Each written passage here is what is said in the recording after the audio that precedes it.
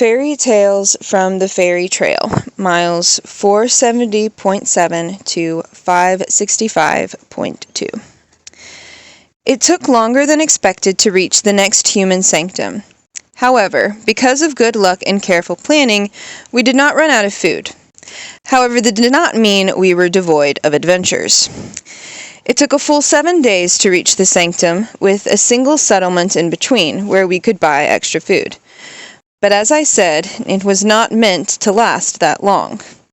You see, the next stretch of trail was to lead us through troll territory, and while that did not detract from the wild beauty around us, it did mean that we had to be more cautious in our steps. There are two types of trolls, at least in this area: bridge trolls and cave trolls. Cave trolls can go anywhere they like, but turn to stone during the day.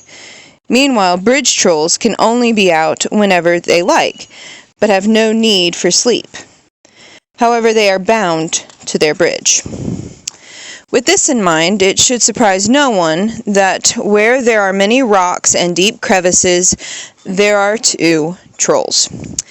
And if you should stumble on a high bridge in the wild spaces, then you should be prepared to face some dangerous challenges, or else be cursed or eaten. The creeper trail outside of the settlement had both of these things in spades, and so it was inevitable that we should encounter these brutes. Our first struggle came when on our first night out of town, a goblin dropped a branch on a member of our party from a great height. Another member took her back to town to see a healer because the branch had hit her head, which meant the rest of us had to pass on without them until they could catch up. The second day, we met our first bridge troll, whose high road went over the trees in between two slopes. I met him alone, and what an ugly, warty thing he was. He made as if to attack me, but I remembered my childhood stories and challenged him to a game instead. He agreed because bridge trolls can never turn down a challenge. The same cannot be said of cave trolls. But it must be noted that the only way to beat a bridge troll in a game is to cheat, because if you don't, they will cheat, and you will almost certainly wind up in the cook pot.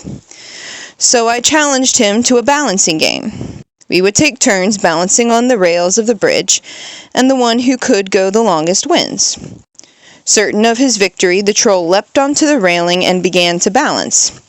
His lanky, sprawling limbs were perfectly suited to this, as it was his nature, as well as his everyday activity. But before he could even call for the timer, I swung my trekking poles and clonked him on the head. He fell, and I ran across the bridge to safety.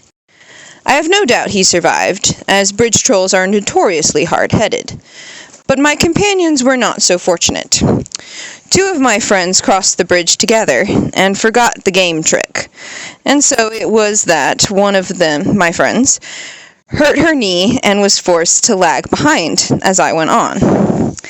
This caused me to be separated from my group entirely for the next 2 days into the next settlement.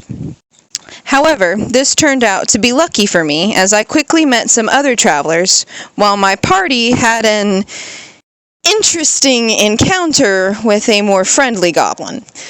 But that is their story, and so will not be written of in this journal. It is enough to say that we found each other again, and after 3 days of uneventful hiking, we found our other two companions healed and ready to continue to the next settlement. But before I end this chapter, I must ask you to congratulate me, for we have officially completed 1/4 of the fairy trail.